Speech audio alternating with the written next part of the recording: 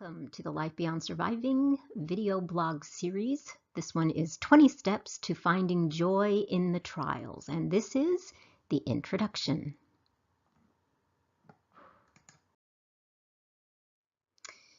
I am JoJo Tavares, and this is the topic. This is the reason that I created this site. This topic is what makes the difference between struggling in your trials and truly living with them.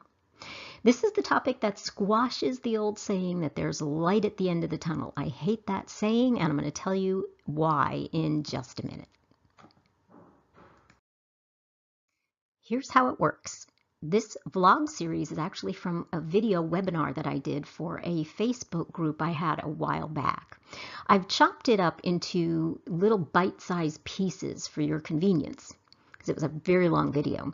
So over the next several weeks, I'm going to be sharing one step at a time. And these are the very same steps that I took to find the joy amidst the struggles in my own life. Each step will be a short video posted right here on the Life Beyond Surviving blog, and I pray it blesses you. Okay, here's my problem with this saying. There's light at the end of the tunnel. I'm here to tell you that this saying can develop a defeatist attitude, ruin your ability to find the joy that you seek. And why? Because you may spend your entire life waiting for that tunnel to end.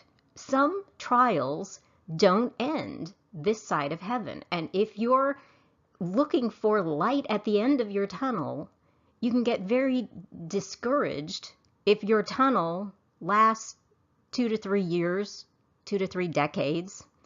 With health issues, that can happen. And it can be because you spend your entire life waiting for that tunnel to end. So that's the first problem that I have with this saying, because this saying always made me mad. Because a lot of my tunnels did not end, and they had twists and turns and ups and downs, and I couldn't see the light at the end of the tunnel if I tried, even, this side of heaven, to see the other side of heaven, because they were so long, so twisted, so up and down that the light couldn't get in from the other side. The other reason is because you may meet despair when 20 years have passed, you're still having the same health issue or more issues that happen on top of things. I've had health, financial, other issues just creep in, job issues, because God doesn't always answer prayer the way we want him to. Sometimes we pray for our tunnel to end, for our trial to end.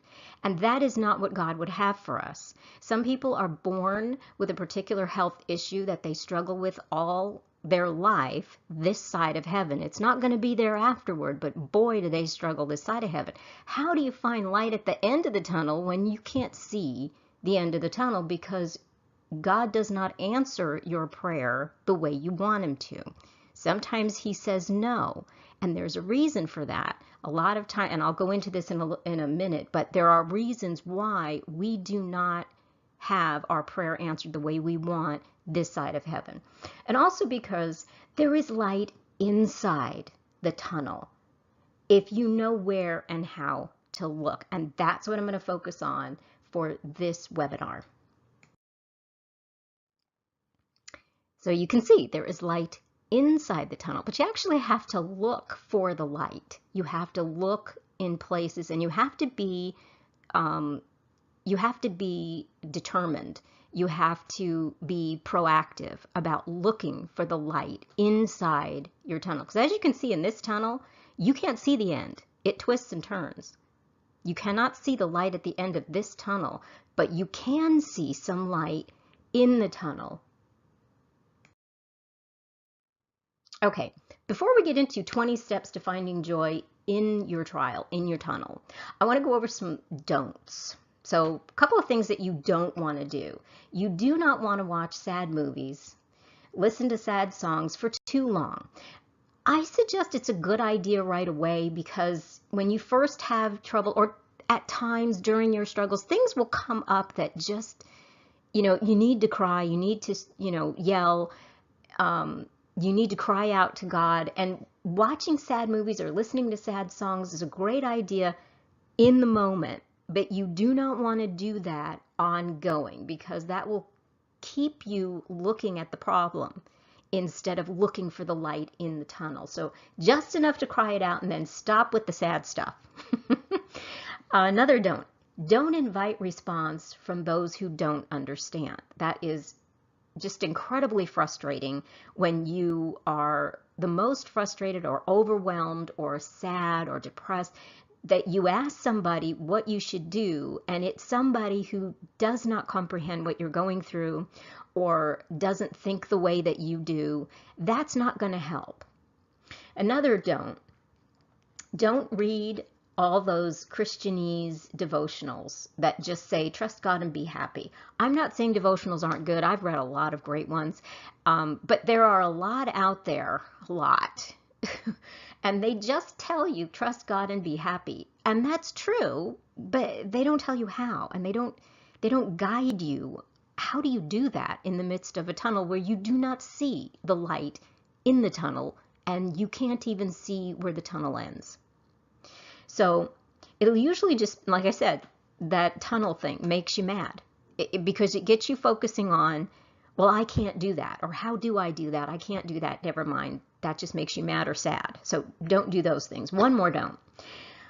Don't post to the general public where you're going to get too many questions or bad advice. So you should only share those deep troubles that you're going through with those who understand, or at least those who want to. There are some in your life who may not understand where you're coming from, but they have unique empathy, and they can at least want to help you, want to understand. And if you explain it to them, they can often give you some really great advice or at least support.